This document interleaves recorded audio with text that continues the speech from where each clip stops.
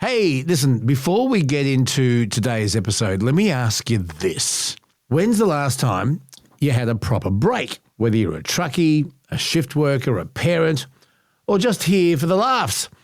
We know you're working bloody hard just to keep the wheels turning, and that's why our mates at Nature Bee want to send you on the holiday of a lifetime.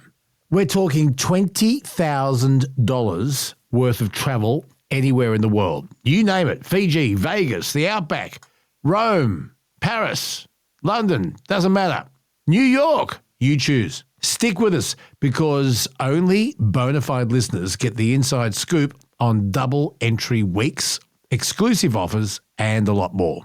So hit the link in the show notes or head to naturebee.com. Read the T's and C's, and I'll tell you more as we roll on throughout the episode of Bonafide, also made possible thanks to Nature Bee. Time is short, life is good. It's time for us to tune to a hardcore man cave. Yeah!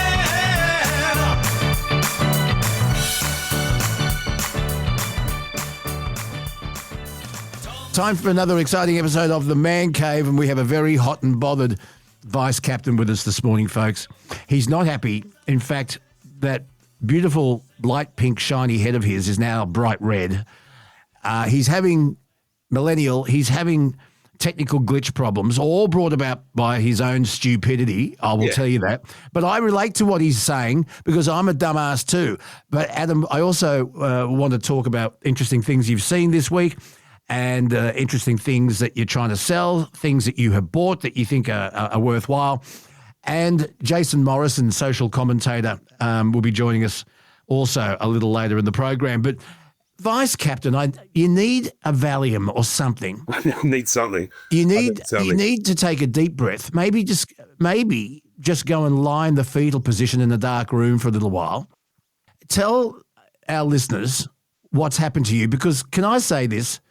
The millennial is going to get very frustrated with you. But look, Adam, I'm with you. I understand your frustration, so take us through it. So 2 days ago, I was getting out of the truck and I dropped my phone and smashed the screen to smithereens. Like, you can't read it, it's just making all these noises, these glitches. So now that I'm locked out of that phone, I went and got another phone, but I can't transfer the data because I don't know any passwords. Yeah. Now, I know what fucking Kelsey's going to say. She's going to say, it's your fault for not knowing these passwords, and I get that, but I literally can't do anything. I don't have any email. I don't have any contacts. I don't have any music. Like, I can't even listen to music on my phone because it's all stored somewhere in a cloud or whatever. And today I get the pleasure of going down to the Apple store and chatting to some 19-year-old snot-nosed fucking genius about how shit I am at using these devices. No, be nice. When you go down there, be nice, because it is your. And I'm relating to you, brother. I don't know any of my passwords. No. And I dropped an Apple phone into a swimming pool in Bali, and all that stuff is up in the cloud, and I have no idea how to retrieve it. So go on, millennial, unload. Here we go. Google exists, and you guys are the dingbats for not using a password manager. But this is the thing, Kelsey. I do have a password manager that's on my phone that you can't read because it's broken. But you can access your iCloud on any laptop. You don't have to be on your phone to access your password manager if you have used your iCloud. Anyway, I literally log into your account right now. I could log into your account on my computer or change your password from this side. Well, good. Can you do it for him? Yeah, can you? Can you? Like, it comes down to the fact that I went to pay some bills yesterday, so I go onto my laptop and go to the Combat website. And it says, I log in with my number and my password, and then it says, we're going to send a verification code to your phone app. My phone's broken. That's why I'm using the computer. Well, there's usually a little button on there that says try another way. Yeah, there is. And what's that? Did you do that? Yeah, it's a phone verification. No, but there's usually a try another way because they know that sometimes you don't have access. Yeah, that's right. And they'll send a verification to your mobile phone. No, I'm saying there's usually, and that's literally the try another way button when you don't have access to your phone. There's two ways. I mean, I saw two ways that I couldn't do, and I thought, shove it up your ass. I'm not paying the bill. That's what I thought. That is your own fault. I'm not blaming anyone else. Serious thing. I'm not blaming anyone else. I will wear this dunce cap proudly. Yeah, well, then when you go talk It'll slide off. When you go talk to the Apple people and the bank people, just remember that you're going to look like an absolute idiot to them. So be nice. Look, I was in the Vodafone store for an hour and a half yesterday trying to secure this phone. This is the other thing. This is going to really get you by the short and curlies. I went in to get this new phone, and they wouldn't give it to me because I paid my last bill via BPay on Friday, and it hasn't cleared to them, so they can't give me it. Who still paying their phone bills with BPay? Me, okay, me. Again, you guys are like so archaic. It's so frustrating. And how do you think we feel? No, Oh my God. yeah, this is how good it gets. I said to the young lady at the Vodafone store, she was absolute professional. She was lovely. She tried her best to get me this new device, but they said, we can see that the money's been paid. We can see that it's been transferred. We can see the receipt number, but because it hasn't landed in their account, they're not going to give me a new phone. And they basically just said, maybe try us tomorrow. And that was the fucking answer. Yeah, because you're paying by BPay. Who the fuck does that? I do Adam because does. Why don't you have automatic withdrawals? What is wrong with you? no, because the way I live, I can't make these automatic transfers Oh my because God, you're the creator some of weeks your I own might be chaos. out buying stuff and I need all my cash, and some weeks I don't need much. So I need as much. Oh my of a watch God. list. What are you You know paying what my for phone your bill is? phone? You know what my phone bill is? How much It's is your bill costing you if you can't bloody do an automatic withdrawal? Anyway, You guys are actually ridiculous. You complain about everything, but do nothing to make your lives easier.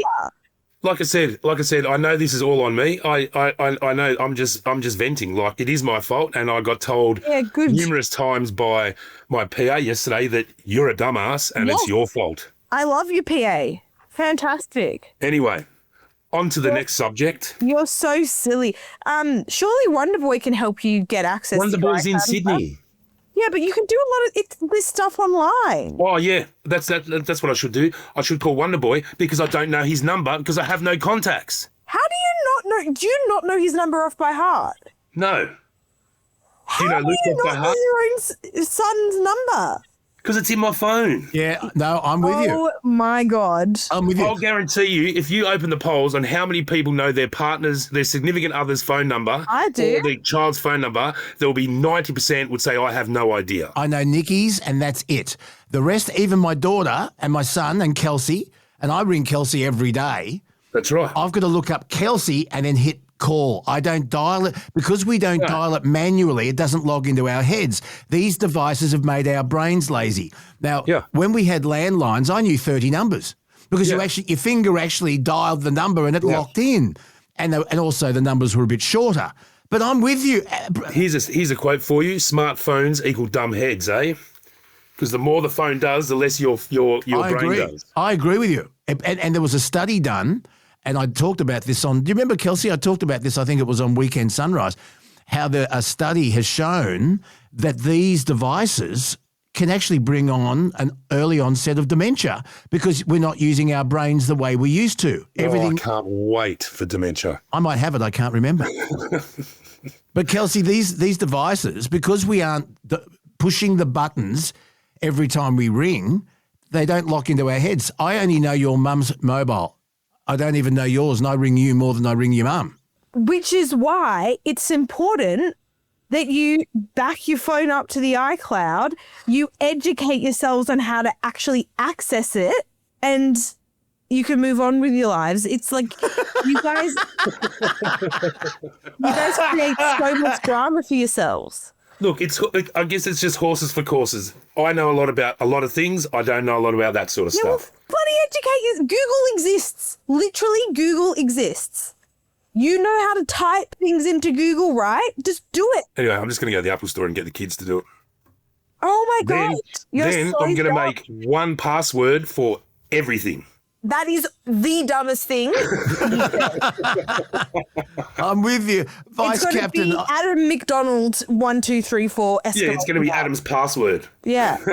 Oh, Vice Captain, I'm so relating to what you're saying. I bet there's hundreds of blokes out there that are going, yeah, man, I got you. How many mobile numbers do you know besides Nathan's? I know the important ones. I know my mum's, I know my dad's, I know Nathan's, I know Pizza Hut, and I know the reading and writing hotline. Pizza Hut. Reading Yeah. and writing hotline.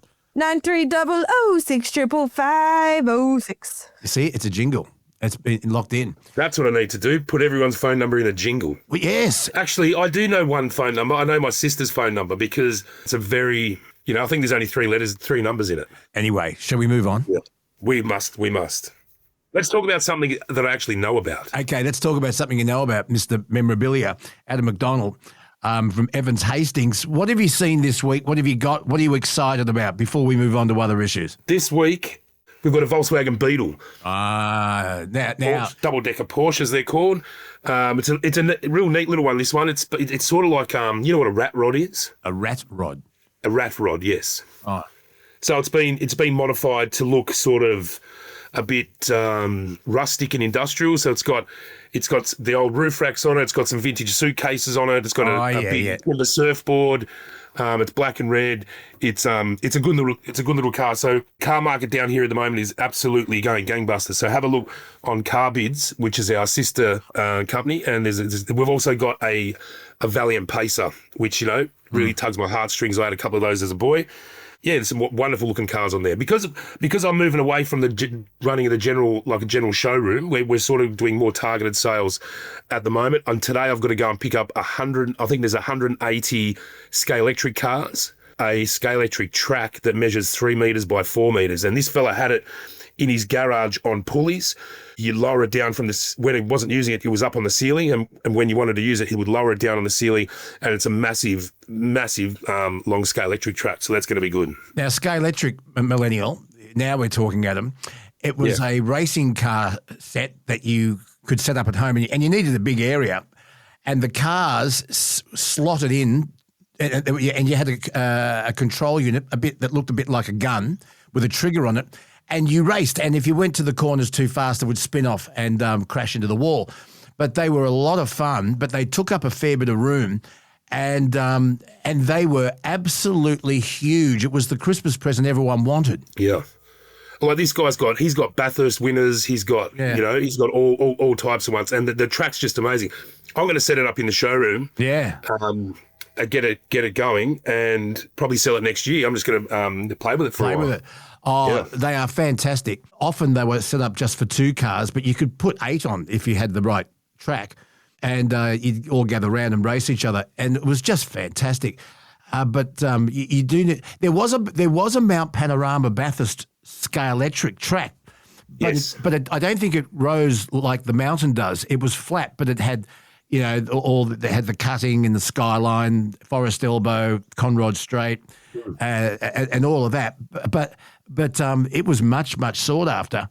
And why did they disappear? Was it because of the amount of space they took up? I think so, and I think the technology's not real advanced. It's just basically a little metal strip underneath the car that runs off the electricity that goes through the metal inner of the track. So I was speaking to Benny Hastings, my CEO, about it, because he's a big car guy. There's still a huge market for it. There's still blokes that play. I know up in Sydney there's a shop in Sydenham, I think it is, that's just a dedicated Scalextric track. It's a massive track where everyone goes to race their cars. And you think it's just like you pull the trigger and you go fast, but like you said, look, you've got to slow down on the corners. You've got to have touch on that trigger. That's right, because the cars are sort of pinned centrally, they go sideways. Yep. So you might, if you're on the inside, you might get. If you're going around the outside, you might get knocked off by the car on the inside. So there's definitely a skill. Oh my God, that's so lame. If there's anyone listening that has a Scalextric race car set up and you still play it, could you please send us some photos? Because I would love to see what you've got. I forgot about this, so I'm kind of springing this on you now, Adam.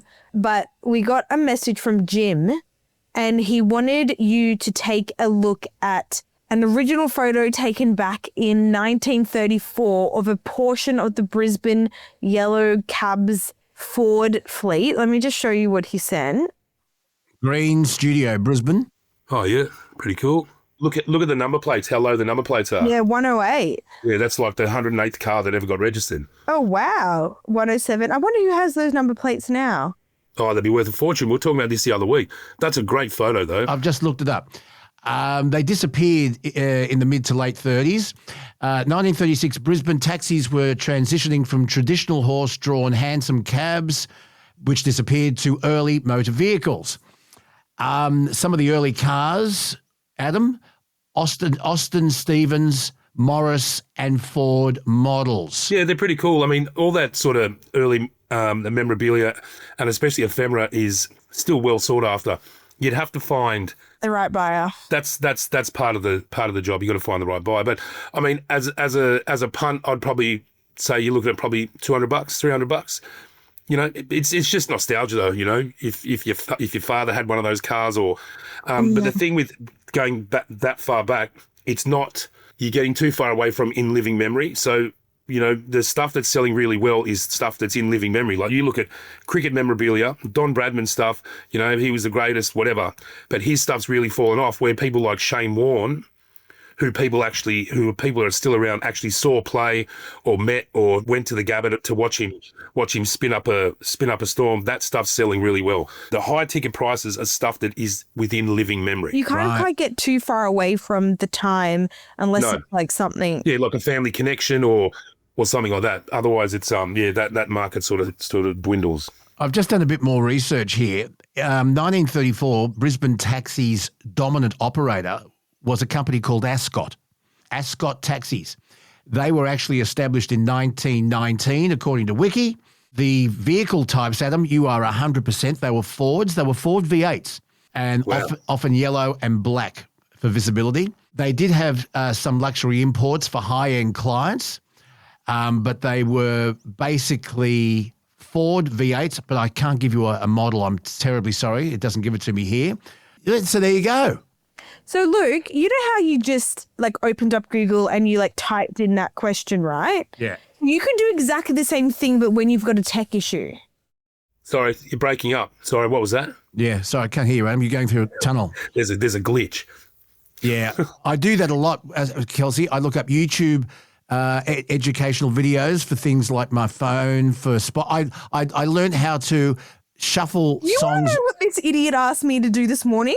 How to copy and paste text into a Google Doc. So anyway, moving right along. Just getting back to your VW bug. Kelsey's mum had one when she was young. She was still on the P's. It was blue. You had to clutch start it because the synchro mesh and the gears were. But and I think it had another glitch in it. But the most famous bug would have to have been Herbie. The love bug. Of course. And its famous number was number 53. Yeah, so this is a 1970s two-door sedan bug, this one. Yeah, have a look online. My mum had one when I was a real little kid. We lived in Townsville, and first she had a mini moke. Remember those little mini mokes? Yes. Well, the open top things. But then the old man said they're too dangerous, so he bought her a bug. But I remember we were pulling into a service station once, and this is before seatbelts, and the door opened and I rolled down the hill of the servo. So, yeah, Dad almost burnt that the next day and got us something else. I always wanted a punch buggy growing up. Punch buggy, no returns. But they're kind of ugly now, the new ones, don't you reckon? Like they're terrible. They lost its like character. Yeah. No, I love my Hyundai Kona. I wonder if one day they'll be a vintage car. Probably not. No, they're not made. They're not made to last that long. And electric exactly cars, right. The battery only lasts 10 years, and it's cheaper to buy a new car than That's get. incorrect information. They can last well up to 20 years if you treat them properly. Yeah, well, let's find out in 20 years. No one, electric or not, nobody keeps their car for 10 years. Yes, Luke. they do. People my age. Absolutely not. Yeah, No, look up classic muscle car sales. There's a handful of those vintage historical cars, right? Most people in this day and age did not keep their cars Because they're not for classics. 10 years. They're pieces of shit You've plastic. got such tunnel vision. Anyway, you're breaking up again.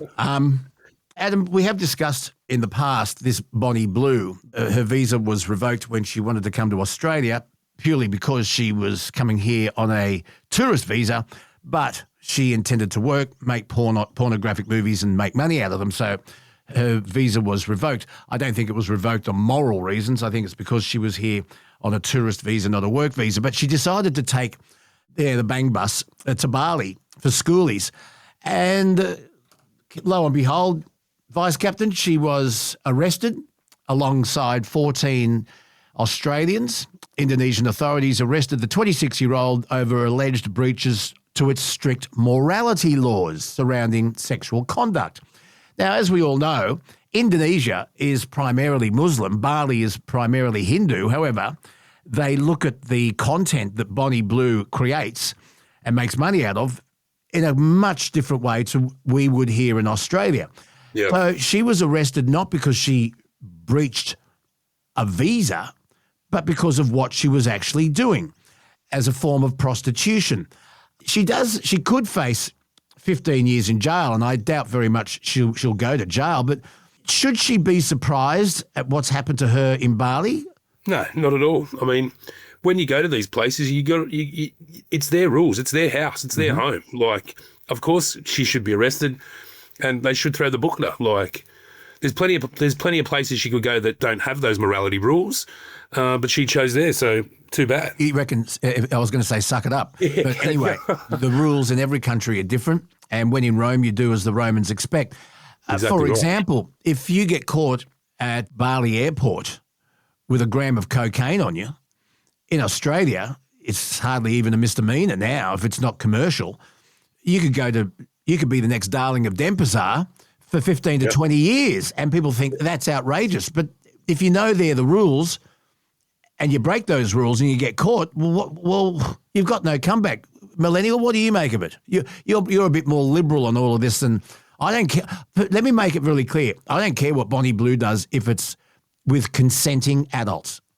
Some people have criticised her for preying upon naive young Australian boys, schoolies who maybe have just turned 18. Naive. They know exactly and what they're you doing. claim they're not naive, but some people say that it's a form of a predator behaviour that she's conducting. I actually don't care if everyone's consenting. So she can do with her body what she wants to do. But what do you make of it all? Well, I'm on the same page. I don't care what she does with her body. I just think it takes a particular type of arrogance to go to a country like Bali and participate in these activities. I just think, like, come on, it's just dumb. Don't go to Bali out of all places. Like, we're educated so much in Australia about the risks of traveling to Bali. Like, maybe we just have better understanding of the rules. I think that's the exact word, is the arrogance. Like, I can do what I want. I can do what I want attitude. And they should throw the book at her. Like, I mean, but like you said, I think Australians are a lot better versed because of, our forefathers like Chappelle. I do find it interesting, though, that when it comes to young men committing crimes, you like to think of them as adults, but when it comes to young men having sex with Bonnie Blue, they're so ignorant, and it's like, come on, guys, like that is such a fucking double standard. Men know 18-year-old boys know what the fuck they're doing. Come on. Yeah. 18-year-olds are a lot older these days than when we were. Okay, now I was discussing this with my daughter just yesterday because she said, did you hear about Bonnie Blue? It looks like she's going to go to jail for 15 years, and she saw a message on the phone. So I looked it up. No, that's clickbait. I doubt she'll go to jail for 15 years, but she may well be deported. She said, what do you make of Bonnie Blue? And I said exactly what I just said to you guys. I don't care what she does with the body, so long as everyone's consensual. But is it something you'd be proud that your daughter or son was involved in? No, I wouldn't. I wouldn't at all. But that's just me, I guess. See, we're old-fashioned. We don't keep passwords. We don't know about the iCloud. We don't know how to copy and paste things. And we'd rather our sons and daughters weren't involved in making pornography. Does the iCloud rain? I want to know how. Yeah, there's a Joni Mitchell song called Both Sides Now. I've looked at iClouds from both sides now. So what do you make of it, millennial? I just told you. But would you think? How do you think your mum and dad would feel if you made pornographic content for a living? Well, they haven't made very wise decisions in their life either, so I don't think they married each other. Exactly.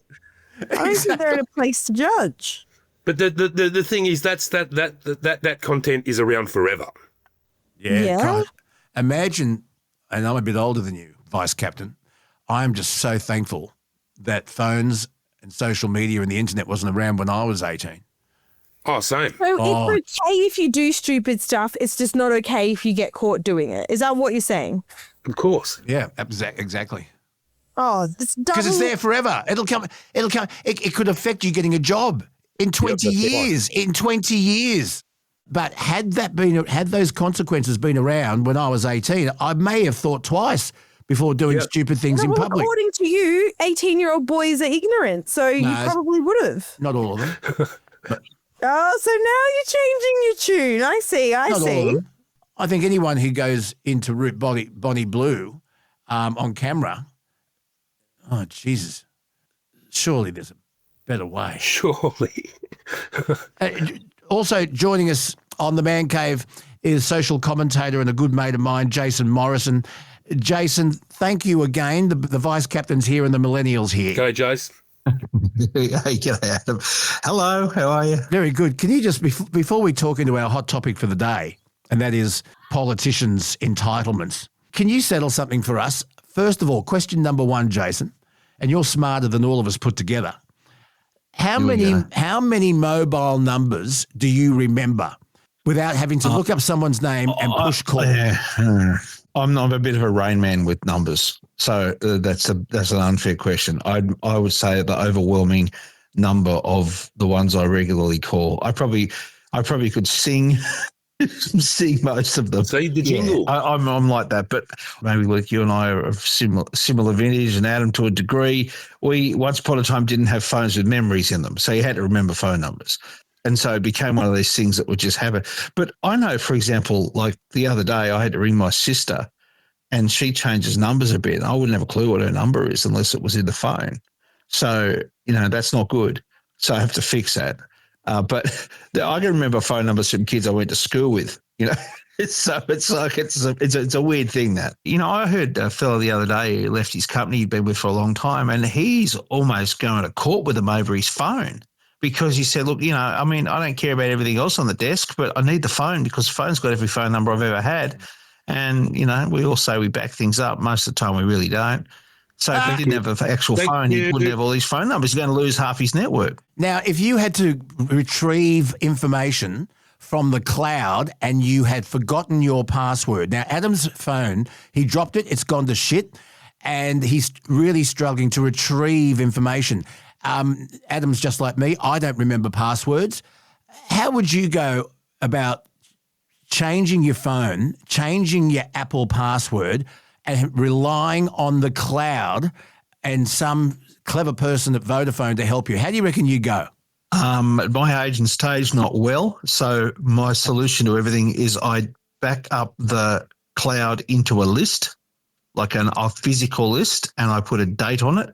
And in my computer and in my father's computer and in my wife's computer, I have a backup, a PDF file of every phone number I've ever wanted. Man, okay. That's a lot So of worst work. case scenario, you print it out and you type it in. Yeah, you see, the millennial is probably nodding her head in fierce agreement. That's what we should do.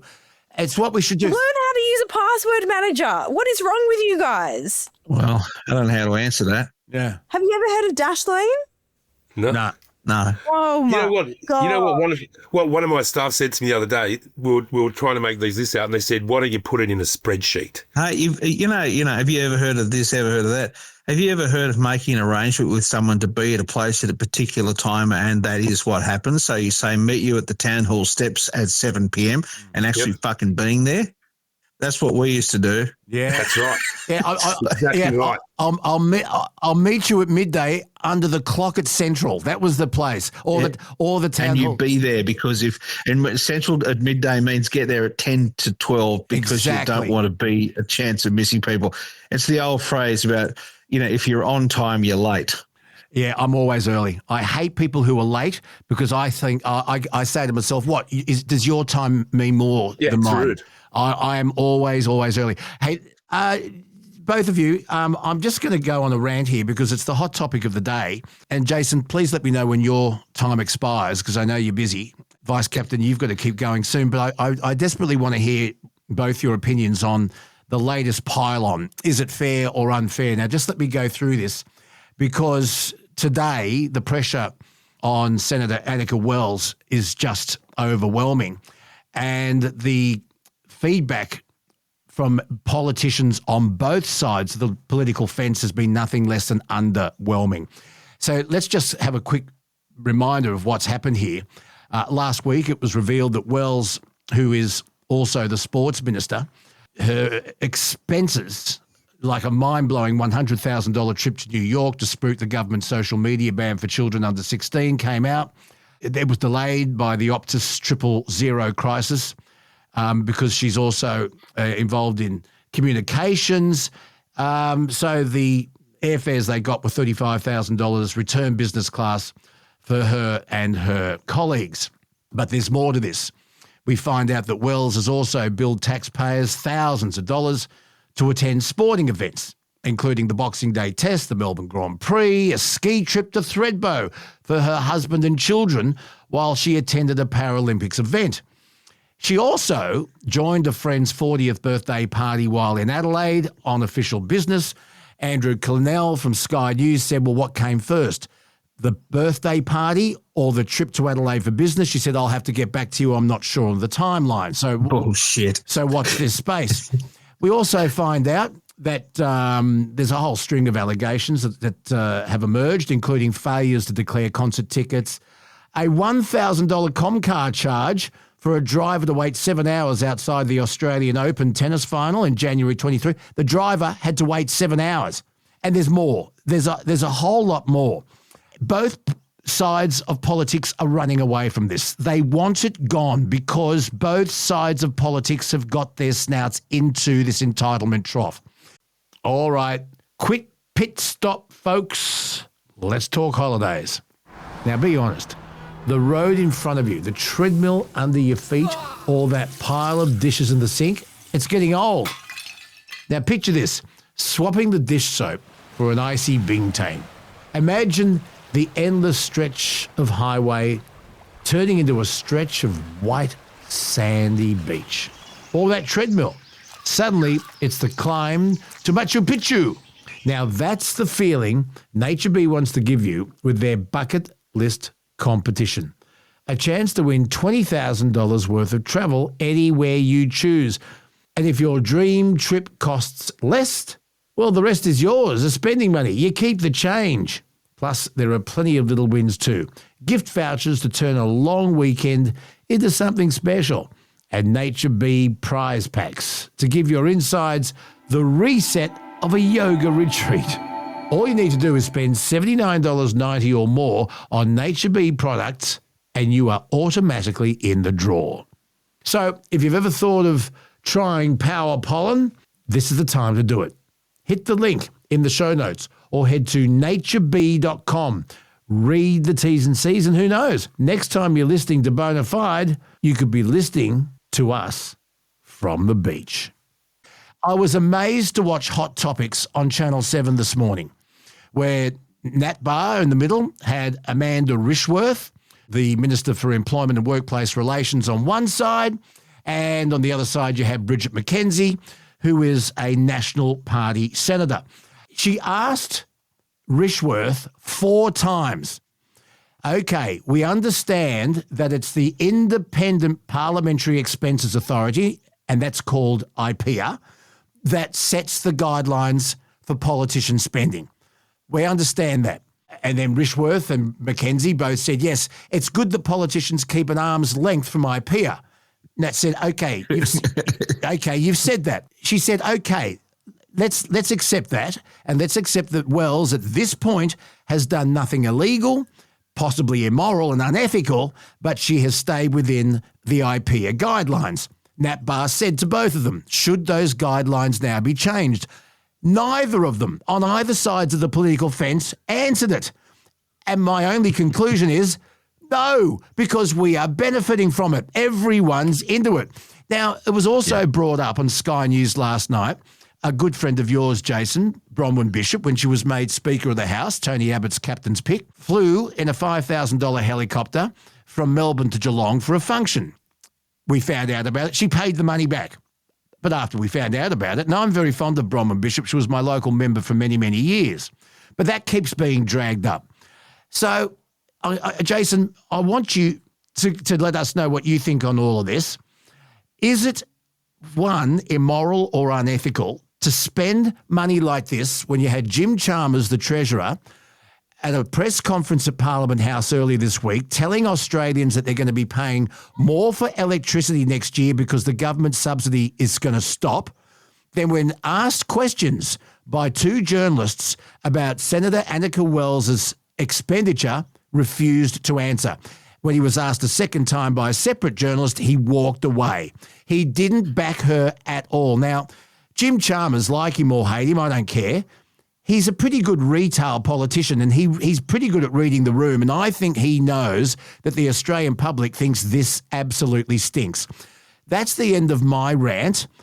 Jason Morrison, take over. Your thoughts on all of this? Because everyone keeps using the term pub test. So, sorry, Jason, off you go. Oh, I don't want people who are pissed in pubs judging what we should be paying our politicians. The pub test is a shit cliche. But let's talk about the pub test. Why do they all run away from it? You nailed it, because they're all in on the racket. Why does the racket exist? Because no one can explain it. Why do we have these rules? Because the rules keep evolving. I mean, this parliamentary spousal travel thing started back in the 1920s, when they said, geez, we spent a lot of time in Canberra. Why don't we give parliamentarians the right to bring their families over to Canberra on a train, and that can be part of their salary? But back then they were paid essentially, moderate salaries. They're not now. Annika Wells earns $471,000 a year. I can tell you, in the real world, she'd be lucky to scrape together half that. She's an underwhelming lawyer that works for a no-win, no-pay law firm when she's not in Parliament. And she's basically in politics because Wayne Swan, who was once upon a time the Treasurer of Australia, when he quit politics, he lined up someone that was one of his mates into the seat. She's one of his mates. So you've got this weird situation where this underwhelming woman who's had a very moderate legal career has been parachuted into a role that factionally she now becomes a minister of an important sector, the communications. And by the way, I don't think we need a sports minister at all, but we'll get to that. So she's paid shitloads of money to do a job that she can't really do anyway because she's not really good at it nor capable. And then we pay on top of it bucket loads, and it's going to be hundreds of thousands of dollars a year in travel to bring her husband and her family together when she feels the need. And the need always happens to be not, Jesus, I need you down here because I'm having a rough week. The need seems to be, Jesus, I need you in Sydney to go to an Oasis concert because I've got free tickets, Dale. So she's onto it. I mean, they're onto a great gig.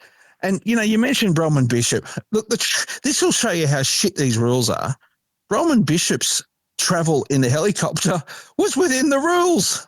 It was within the rules. The rules say you just have to do what you have to do in order to get to where you have to be in order to pay. She paid it back because she got sick of the crap from it. But she didn't break the rules. And the rules are – look, they changed the rules in 2010, so we're talking during the Rudd and Gillard years to – this was back when we used to pretend, oh, look, there's lots of women in Parliament and, women are special creatures and we have to make sure they've got access to their families. It's a bit like we're holding a gun to the head of these people and saying, you must be a member of Parliament. You make a decision. Like I'm at the moment up in Queensland and no one's paying for my family to be here with me. It's school holidays. I've got to bring the kids along. That's what I got to do. They're not paying business class flights for me to come up here, and nor would they be tax deductible. So I always look at it. If you wouldn't pay for it out of your own pocket, would you do it? And here's the joke. They've got an in-house travel agency in Parliament House. I used to walk past it every day when I worked in there, and there's some bloke there. You walk in and you just say, account code X, Y, and Z. We need 2 business flights to New York leaving in half an hour. No problem. And the travel agent makes a great cream of it. You try to find business class flights to New York that cost you $35,000. No one will be able to find a flight that expensive. And they can in Parliament House because they don't give a rat's. Because it's someone else's money. And it's our money. Right. And someone else's money. So if Adam, Kelsey, if we owned a business and we needed to go to New York for an emergency when, by the way, the CEO of our company was already there because the Prime Minister was already there. And because of the Optus 000 drama that she had to stay back, and she says we got the flights at the last minute, that's why they were so expensive. If that was a private business, wouldn't the CEO say, well, listen, stay and we'll Zoom your meeting. I'm already there. I'll speak on behalf of the government on what we're doing.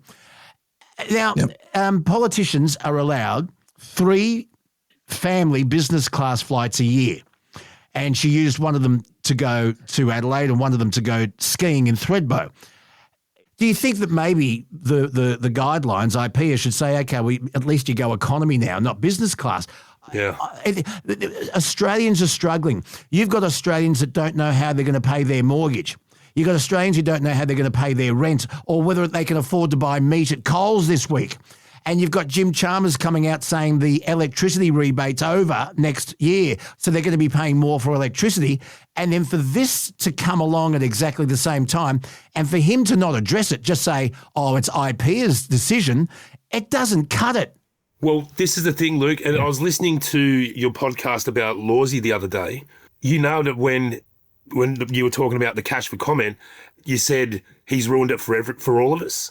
So that's why these two politicians are sort of sitting on the fence or sticking their head in the sand, because if they all do it, it's a massive slush fund. And now that she's getting called out, they're all thinking, "Fuck, well, it's going to be taken off us." Yeah, I think that she's gone over the line. It's like that thing where she's just gone so hard out and taking as much as she can, where everyone else is, taking a little bit here, a little bit there, whatever. It doesn't get pulled up by the media, but because hers is so outlandish, that's why she's going to ruin it for everyone. The family reunion travel rules. I'm so glad you explained that, Jason. Back in the early days of Canberra, and your family could come up on a train and see you. Both this morning, Amanda Rishworth and Bridget McKenzie said, "Oh, politicians have a tough job. It's a job like no other. We give so much back to the public, and the stress of not seeing our families is often too much." Well, hang on. Well, get out of it. Get out of it then. If it's too much and it's too hard. I mean, yeah, I'm sure my wife's not delighted that I'm up here, but I brought half the kids with me and I'm paying for it.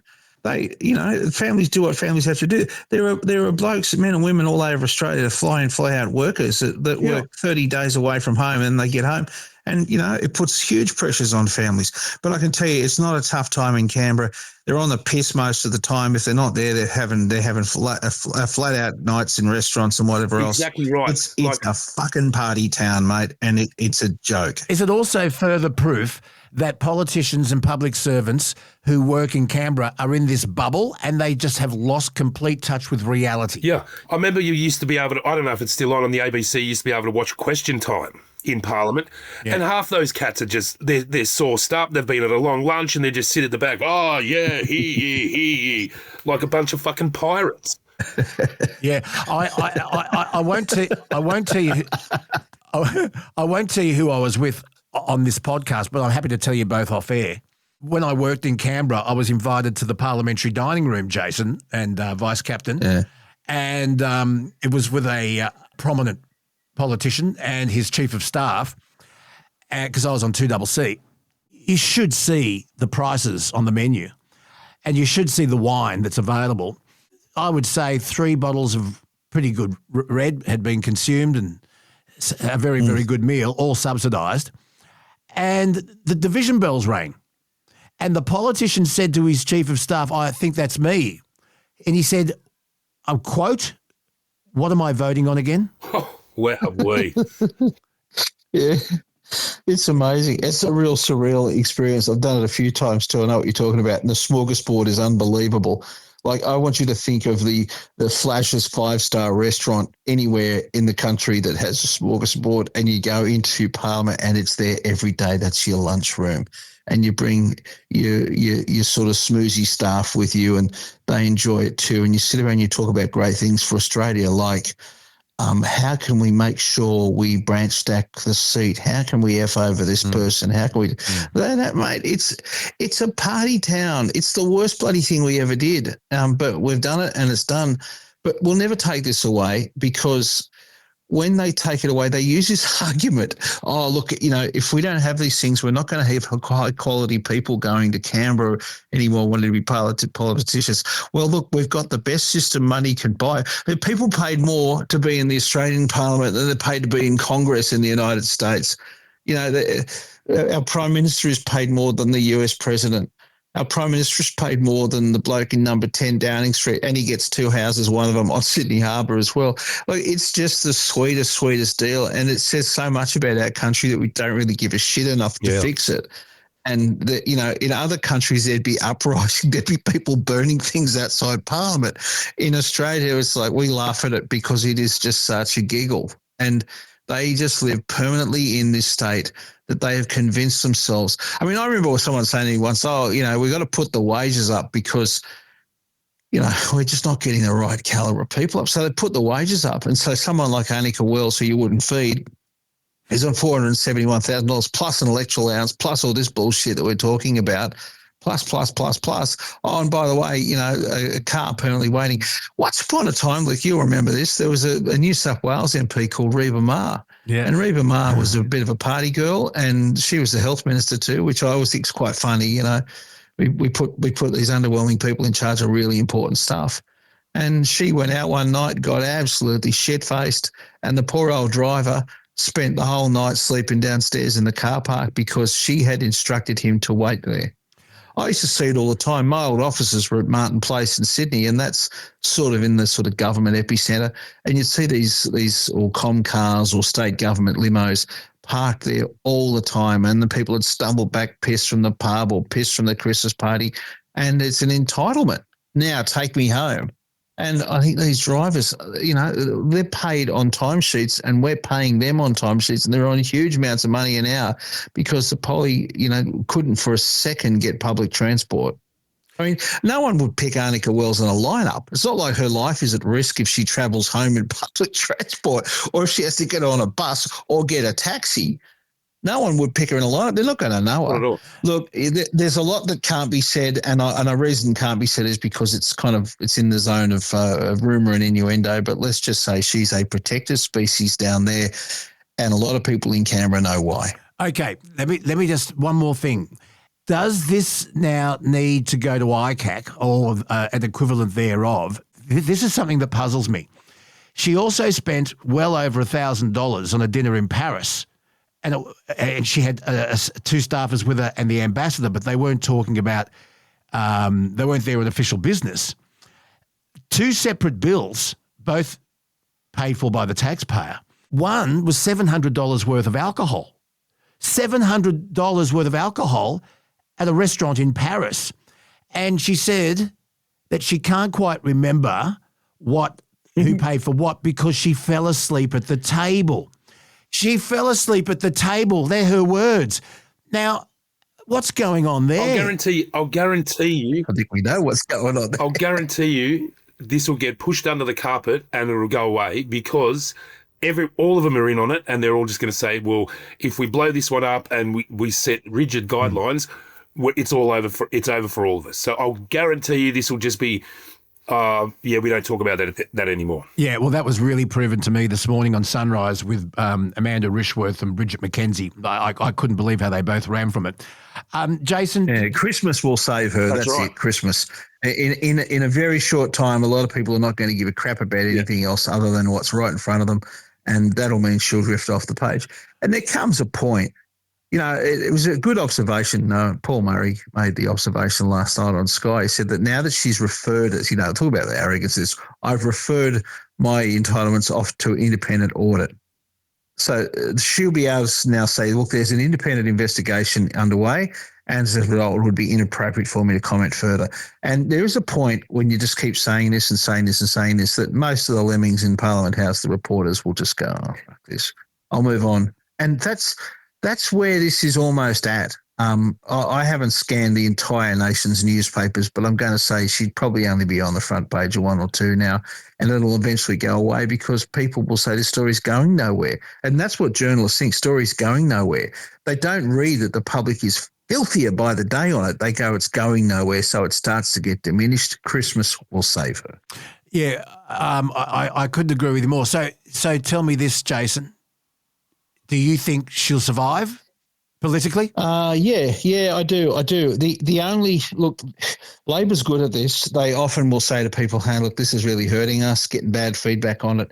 Could you piss off for 6 months? It'll be a new job for you." Yeah. And they, I mean, look, we buried old Richo yesterday. He wrote the book on this, and he was very good at knowing how to make things disappear. And if you're one of these people who'd make the call, Annika, sorry, you're going to hate to take a pay cut for a few months. It'll cost you 25 grand. You're going to get moves, but you'll be a parliamentary secretary in the new redistribution, and the whole shit will be back on again for you. So don't worry about it. Yeah, but Richo, I work with Richo, as you know, and he also said, who was a great retail politician, he also said the mob will always sort you out. How do I be polite here and say the mob didn't sort him out? The mob doesn't always sort people out. It was one of his great sayings, though. Jason, I know you got to go, but listen, Australian kids under the age of 16 can no longer go on social media platforms. We've already discussed this with Trevor Long. There are plenty of platforms similar to the ones they're banned from that they can get on. Trevor also, and I saw his podcast on EFTM the other day, he was quite easily able to get his 15-year-old daughter to cheat the system, even with a verification photo. Jason, you've got young kids. You're a father, and you're a lot more tech savvy than me and Adam put together, apparently. How's this affecting you and your household? And do you think this will work? Okay, a lot of questions. Let me go. Well, first one, I'll say, how's it going to work in our house? It's already working in our house because we did it ourselves. So they're not on Snapchat. They have access to Facebook Messenger. But we get to see any message they send to anyone, anywhere, and we get to approve who they can talk to. I'm happy for that to continue. YouTube's still a problem. I mean, I'm looking through the glass here at one of my kids inside doing some stupid dance of K-pop that he's learned on YouTube. Now, there's no harm in him doing a K-pop dance, apart from the fact it looks a bit weird. But, I'm just saying there's so much crap on YouTube that kids are subjected to, and I think that's a poisoner of the mind. So that'll be my next stop is how do I control and regulate that. I don't need the government to do this. But, look, we're right bang smack in the middle of school holidays. So Queensland's about to go on holidays broadly, New South Wales similarly, and around the country it'll be most of the time. It's going to be a bloody nightmare for people because there are so many people that use these as babysitters. The old when you have babies, you give them a pacifier. Well, the iPad's the pacifier for kids as they grow up. And I don't want to sound like a parenting expert because I'm not. I'm just as shit at it as anyone else. But I think to myself all the time, it's really easy to rely on something to look after your kids. Maybe we're going to have to introduce them to push bikes. You can go and pacify yourself by riding around the streets.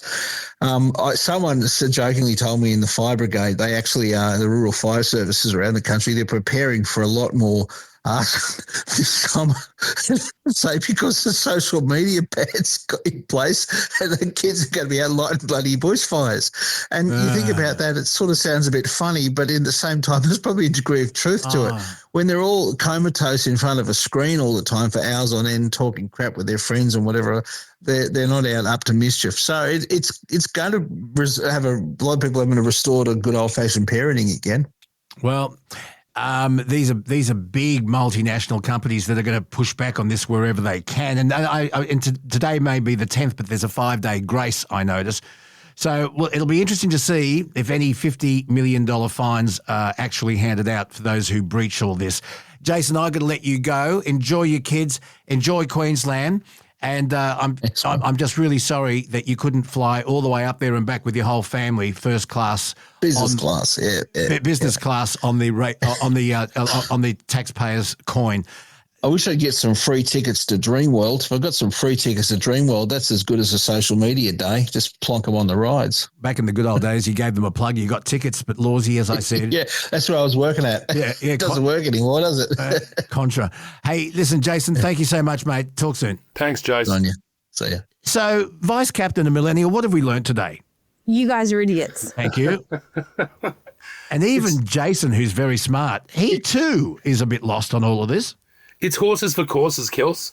Like, you're good at some things, I'm good at other things. So let's just not let's just try and get Adam back online, shall we? All right, I'll let you two talk when we stop recording. Thank you so much, Adam. All right, thanks, Skipper. See you later.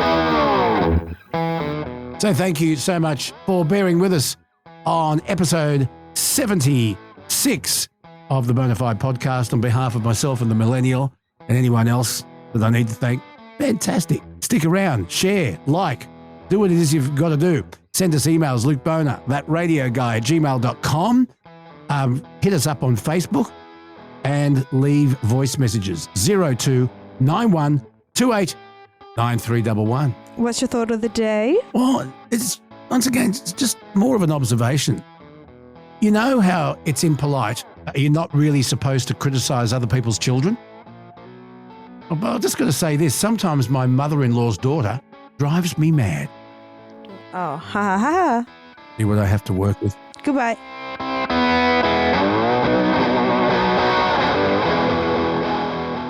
All right, look, the episode's done, but before you pull the keys out of the ignition or turn off the lights, here's the dare. Stop dreaming about that holiday and actually enter for the chance to win one.